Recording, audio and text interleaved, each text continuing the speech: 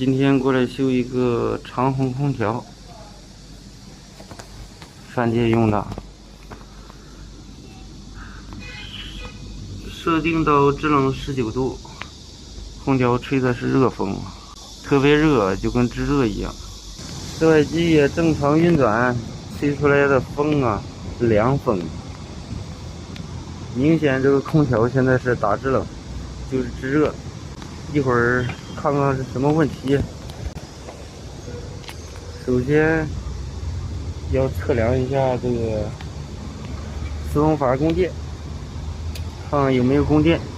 如果有供电的话，就是电脑板可能有问题了，给外机供上电了。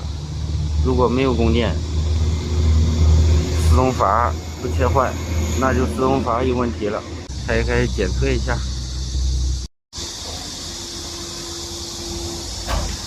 现在上机盖已经打开了，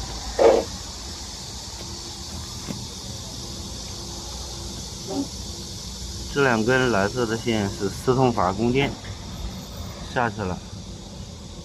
一会儿给它拔了，看看还能不能制热。如果拔了还制热呀，那就是有问题了。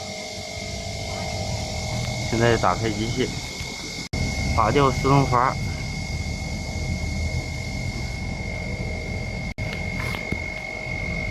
拔掉以后还是在制热，特别烫。自动阀换向换不过来呀，这说明电脑板没有问题，就是自动阀有问题，应该是阀门里边啊卡死了，不复位了。一会儿拿东西给它敲打一下试试。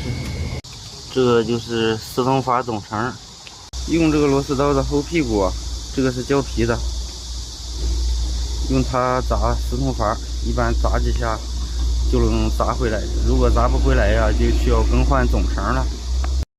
砸了几下以后，突然听到呲儿的一声，制冷剂循环的声音，这样自动阀就换向了。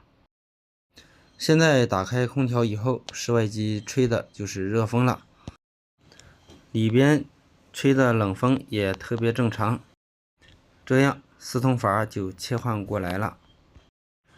这种方法不一定每次都好用，但是有50%的几率能把自动阀切换过来。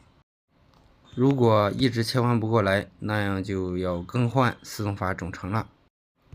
好了，本期的视频就和大家分享到这里，咱们下期再见。